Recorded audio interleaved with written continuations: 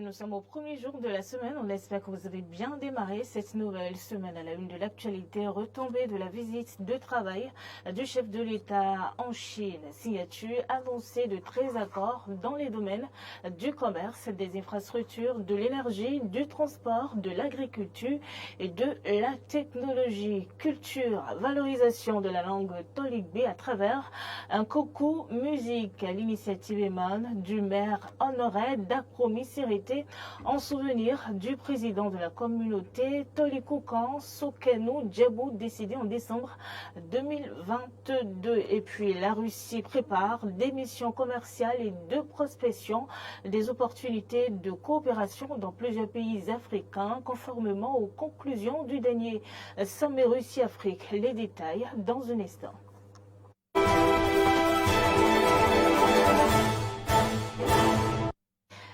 La rencontre Talon Xi Jinping est partie pour être ponctuée par la signature annoncée d'une quinzaine d'accords dans les domaines du commerce, des infrastructures, de l'énergie, du transport, de l'agriculture, mais aussi de la technologie. Ces accords devront favoriser par exemple l'implantation d'entreprises industrielles chinoises au Bénin, notamment dans le textile, les transports en commun, l'automobile électrique, sans oublier les appareils électroménagers.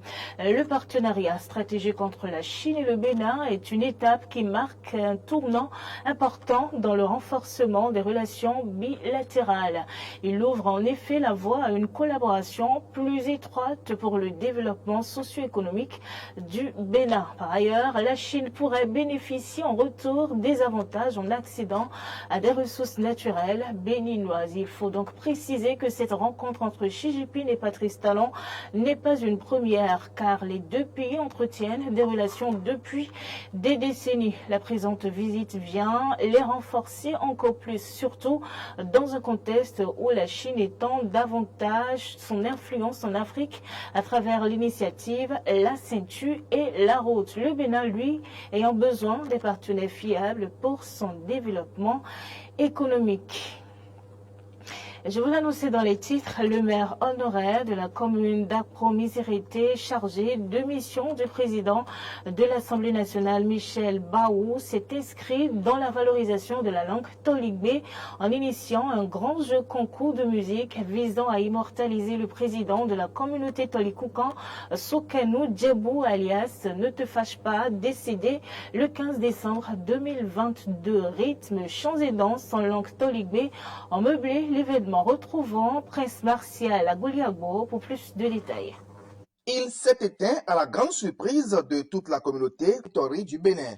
Et oui, le dessert de Sokenu Djebou, alias Ne te fâche pas, a émoncé les ardeurs des membres de l'organisation des retrouvailles Tolikoukan édition 2023. C'était l'homme qui rassemblait la communauté Tori autour des manifestations. Donc après sa disparition, il était quand même très important pour que nous nous souvenions de lui. Donc c'est pourquoi j'ai initié le concours rythme, danse et chant en Toligbe du 2 au 9 au siège des arts et de la culture d'Akromi-Sirete pour honorer sa mémoire et valoriser la langue Toligbe. Et bien sûr, demander à tous ceux qui sont d'obédience Tori ou tous ceux qui aiment la langue Tori que désormais ces rythmes-là, avec un chant Tori, ça passera sur nos antennes. Au thème des phases d'inscription, combien d'artistes sont en lice pour compétir en langue Toligbe? Du 2 au 9 septembre à partir du 19 au siège des arts et de la culture d'Akromi-Sirete, 12 artistes seront sur le podium. Chacun va fredonner sa chanson. Et si vous avez plusieurs chansons, c'est que tous les jours, nous allons suivre cette chanson. Il y a un jury qui est là pour noter les meilleurs artistes.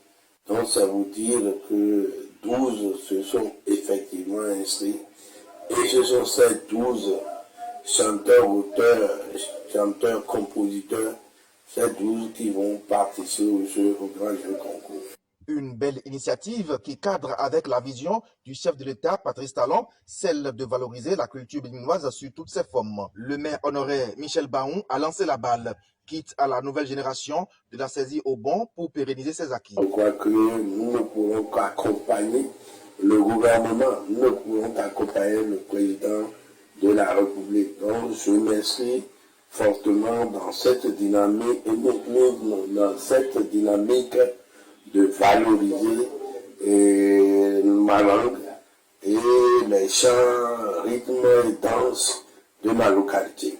Au thème de cette compétition musicale, le 9 septembre prochain, les 3 grands lauréats seront distingués avec les trophées Sokenou Djebou, alias Ne te fâche pas. La 18e édition de la Journée internationale de la chorale au sein de l'Église du christianisme céleste de la région atlantique s'est tenue samedi sur la paroisse Mont-Sinaï de Calavia-Itchidji. Chants, danse, prédication et dons matériels ont marqué l'édition 2023. Arthur Wando y était pour le compte d'Eden TV. Les chorales de Soava, de Calavi, de Godomé ont permis aux fidèles célestes de la région atlantique réunis ici dans la paroisse Mont-Sinaï d'adresser un sacrifice de louange à Dieu. Ceci à travers la Journée internationale de la chorale édition 2023.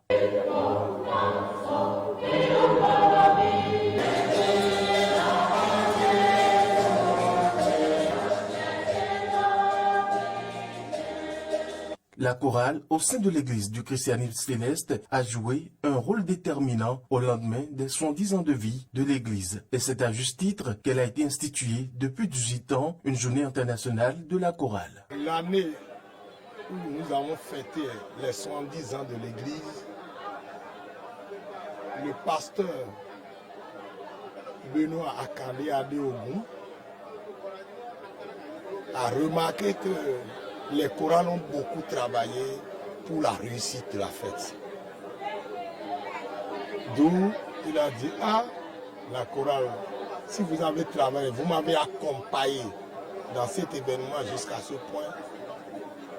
Moi, avec mon comité directeur, nous allons décréter un jour pour les chorales.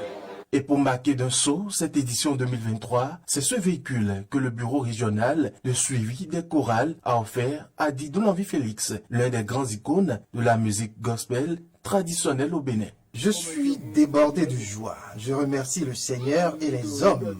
L'amour que vous avez manifesté ce jour à mon égard ne se terminera jamais. L'illustre a marqué les cœurs et en continue d'ailleurs de par son talent exceptionnel de composer des chansons. Il a un don très inouï pour composer les chansons sur place et traduire les événements en chansons. Donc il est très fort, il est vraiment fort et il a œuvré pour que la jeunesse et les générations qui sont passées, la jeunesse actuellement, puissent s'imprégner de la musique traditionnelle. C'est donc une édition particulière qui fait la fierté de tous ceux qui y ont participé et surtout du président du comité d'organisation.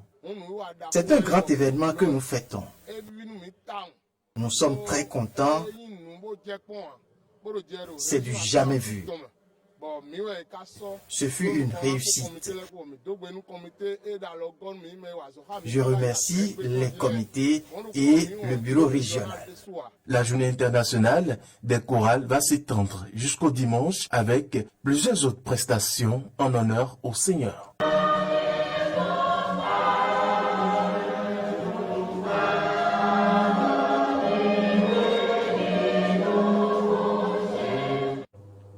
Et conformément à l'arrêté interministériel fixant le calendrier de l'année scolaire 2023-2024 dans les établissements des enseignements maternels primaires, secondaires générales, techniques et de la formation professionnelle, la rentrée scolaire au Bénin est fixée au lundi 18 septembre 2023. C'est alors le moment pour les parents d'élèves d'œuvrer pour une bonne rentrée des classes. Frais de scolarité, fournitures, uniformes, etc. Rien ne doit manquer aux enfants. Comment certains parents comptent-ils faire face à cette situation? Repense dans ce reportage de Arthur Wando. Les parents d'élèves sont confrontés à une situation financière accrue qui les empêche de faire face à leurs responsabilités en ce qui concerne l'organisation de la rentrée scolaire qui démarre dans quelques jours. Ebenezer Movi, Awakado, Claude sont tous conducteurs de taxi-moto. Ils ont plusieurs enfants qui doivent faire différentes classes. J'ai 4 enfants. Mon premier enfant là, il est en C2. Le deuxième enfant, elle est au CP.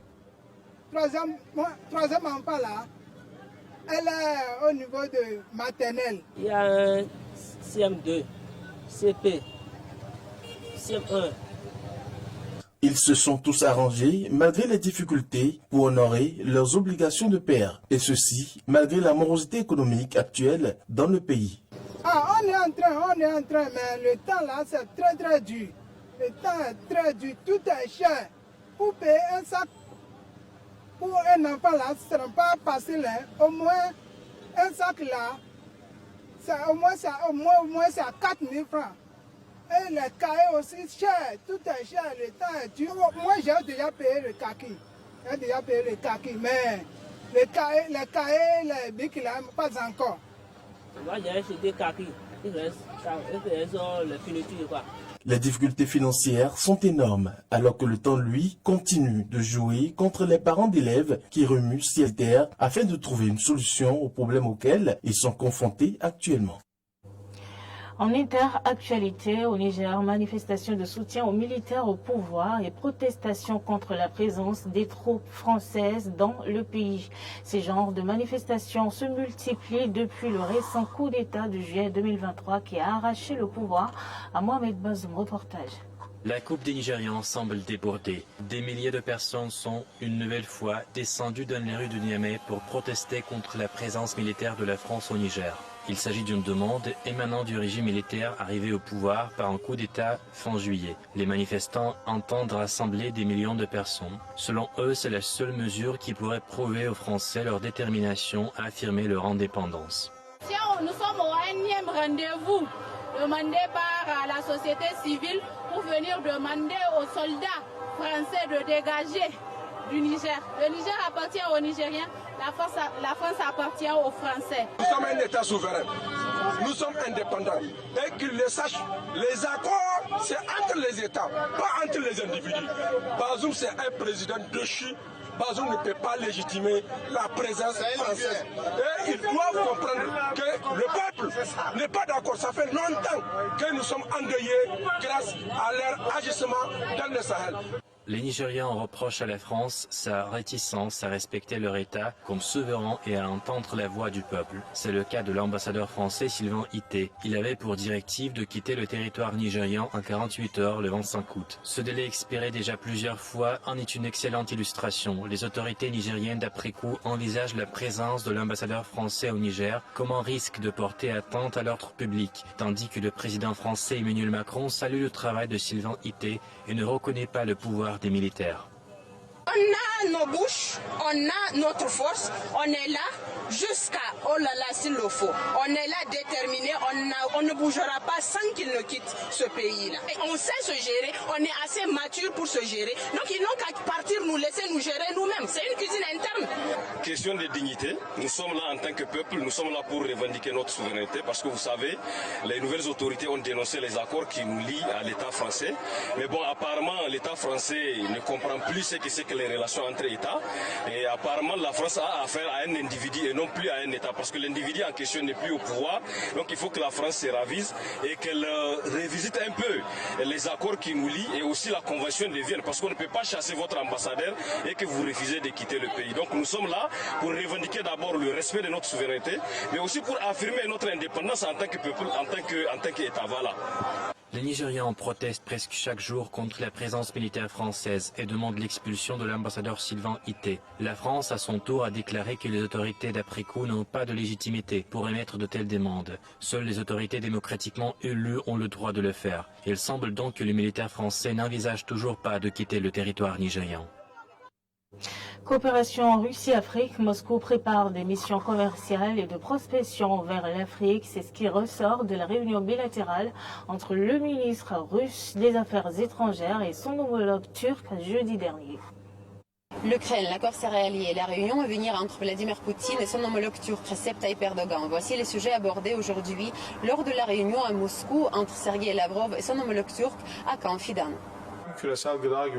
Nous avons parlé de l'accord sur l'importation des céréales. Nous avons bien parlé de l'agenda global, de la sécurité alimentaire et sur la stabilité dans les régions de la mer Noire et de l'exportation des céréales. Nous avons bien confirmé notre intérêt dans ce domaine. Nous avons préparé un nouveau paquet pour le renforcement de cet accord et ça peut former une belle base pour une telle initiative. En ce qui concerne l'accord céréalier, Sergei Lavrov a dévoilé les conditions sur lesquelles la Russie serait prête à reprendre cet accord et a raconté qu'elle avait reçu récemment de nouvelles propositions de la part du secrétaire général de l'Union. Dès que toutes les affirmations qui sont stipulées dans le mémorandum de l'ONU qui ont été énoncées par M. Guterres seront respectées, nous reviendrons immédiatement au paquet d'accords qui a été convenu et dans les discussions que le président a avec M. Guterres, il est toujours question de cela. J'en ai parlé moi-même plusieurs fois avec lui en marge de la réunion des BRICS à Johannesburg. Il m'a adressé un message. Nous avons expliqué clairement au secrétaire général et à nos amis turcs que dans ce message, il n'y a aucune garantie, il n'y a que des promesses de respecter le plus vite possible les engagements. Sergei Lavrov a également déclaré que les médias occidentaux aggravaient artificiellement la situation dans le monde depuis la fin de l'initiative céréalière en mer Noire. Aujourd'hui, nous avons parlé justement des statistiques et de l'Organisation mondiale de l'alimentation, du Fonds alimentaire mondial et des questions des céréales. Il n'y a pas de crise alimentaire aujourd'hui. Il n'y a pas de montée vertigineuse des prix. Oui, il y a des fluctuations des prix, mais c'est toujours au niveau, c'est pas plus élevé qu'en 2021 par exemple. Plus tôt ce matin, Dmitry Peskov, le porte-parole du Kremlin, a démenti les accusations de Kiev selon lesquelles la Russie était coupable de la famine sur le continent africain. Ils sont absolument infondés, erronés. C'est une distorsion délibérée de la réalité. Je fais allusion au fait que la pénurie de céréales et de nourriture sur le continent africain serait liée à notre pays. Ce n'est pas le cas. Au contraire, la Russie a une position extrêmement responsable dans ce domaine. La Russie, comme on le sait, malgré le non-respect des obligations à son égard, a prolongé à plusieurs reprises ce que l'on appelle l'accord céréalier. Même aujourd'hui, la Russie, malgré le fait que l'accord lui-même ne fonctionne plus, agit de manière responsable. Vous connaissez l'existence de l'initiative de livraison gratuite de céréales aux pays les plus pauvres du continent africain. Cela a été annoncé lors du récent sommet Russie-Afrique. La Russie poursuit également le commerce des céréales et se positionne comme un fournisseur responsable et sérieux, malgré les considérables difficultés imposées par les pays de l'Union européenne, les États-Unis et liées aux restrictions illégitimes qui s'appliquent à nos fournisseurs. Rappelons que l'accord céréalier a pris fin le 18 juillet. La Russie a fait savoir à la Turquie, à l'ONU et à l'Ukraine son objection à le prolonger. Vladimir Poutine avait précédemment souligné que le terme de l'accord avec la Russie n'avait pas été respecté malgré les efforts de l'ONU parce que les pays occidentaux ne tenaient pas leurs promesses. Fin de ce journal. Merci de nous avoir suivis. Bonne semaine de travail à chacun et à tous.